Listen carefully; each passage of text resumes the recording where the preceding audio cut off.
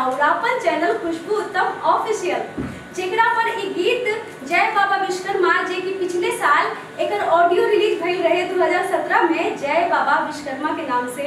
तो हम ए साल एक बहुत बढ़िया शूटिंग करके और डालने वाली राउरापन चैनल खुशबू उत्तम ऑफिशियल पे विश्वकर्मा जी हैं देखो देव महान। तो रोवा तमाम लोग देखल ना भूली ई गाना के वीडियो बहुत मस्त भइल बा। रोवा देख के खुदे बताए। एक डायरेक्टर बानी, कोरियोग्राफर बानी हमार फेवरेट कोरियोग्राफर नवीन सिंह जी, और एक के गैले बानी राव सिंगर खुशबू उत्तम, और लिखले बानी रंजू मैम, और म्यूजिक बाटे चंदन सिंह के। और बहुत ही मजेदार गीत बा और वो लोग के तमाम प्यार आशीर्वाद ऐसे ही मिलत रही। तो हम ऐसा ही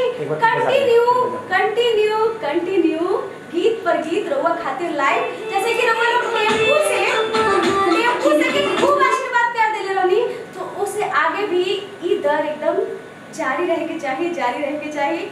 और यह आशा ना उम्मीद रखदानी कि ऐसे ही हमारे हर गाना के रउआ लोग प्यार आशीर्वाद दें, शेयर करें, सब्सक्राइब करें और बेल आइकन जरूर दबाएं। धन्यवाद।